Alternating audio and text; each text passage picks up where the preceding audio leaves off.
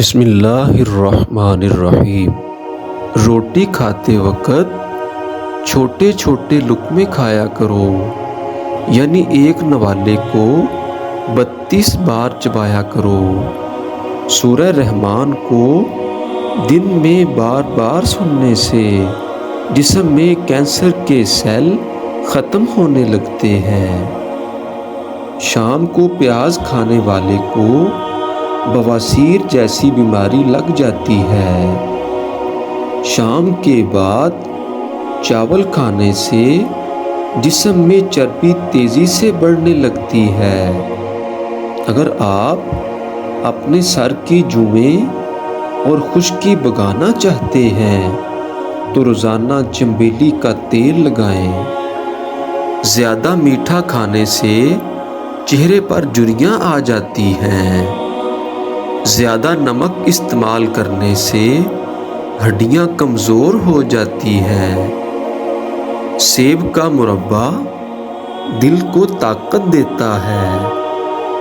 جو بندہ کھانے کے بعد گڑ کا استعمال کرتا ہے اس کا معدہ اور حافظہ کبھی کمزور نہیں ہوتا۔ جس کے ہاتھ پاؤں سن ہو جاتے ہیں وہ اپنے ہاتھ کے ناخنوں پر مٹی کا تیل لگائیں اور پھر ایک قطرہ ناخن پر ڈال کر اسے مسل لیں۔ اس سے ہاتھ پاؤں سن ہونا بند ہو جائیں گے۔ پھٹکڑی کو آنکھوں پر پھیرنے سے نظر کمزور نہیں ہوتی۔ الٹا سونے کی عادت ترک کر دیں ورنہ دل کی دھڑکن رکنے کا خدشہ ہو سکتا ہے۔ چنے کی دال میں سونف ملا کر کھانے سے جوانی برقرار رہتی ہے۔ انڈے کی سفیدی نہار منہ کھانے سے کبھی بھی شوگر نہیں ہوتی۔ کوئی زہریلی چیز غلطی سے کھا جانے پر 60 گرام نمک پانی میں گھول کر پلا دیں۔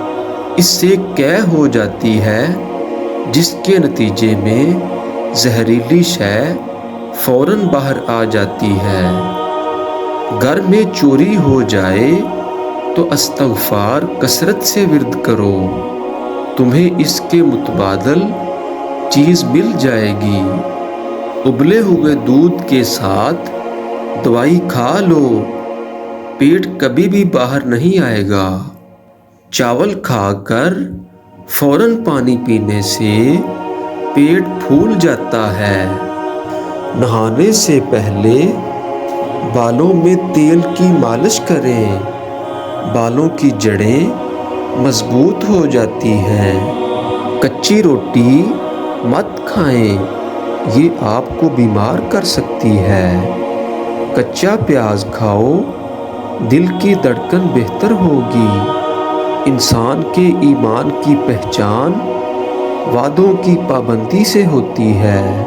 جن کو کمر کا درد نہ ختم ہوتا ہو وہ تخت یا فرش پر سونے کی عادت بنا لیں۔ باجرہ کی روٹی میں طاقت کا طوفان ہے۔ اگر گردے کی پتھری سے نجات حاصل کرنا چاہتے ہیں تو چاولوں کا استعمال کم سے کم کیا کریں۔ رات کو کھجور کھانے سے معدہ خشک نہیں ہوتا اور نہ ہی معدے کا کینسر ہوتا ہے۔ جو لوگ تیزی سے روٹی کھاتے ہیں ان میں دل کی بیماریاں ہو جاتی ہیں۔ جو عورتیں بچوں کو دودھ پلاتی ہیں وہ یخنی میں اجوائن ڈال کر پی لیا کریں، دودھ بڑھ جائے گا۔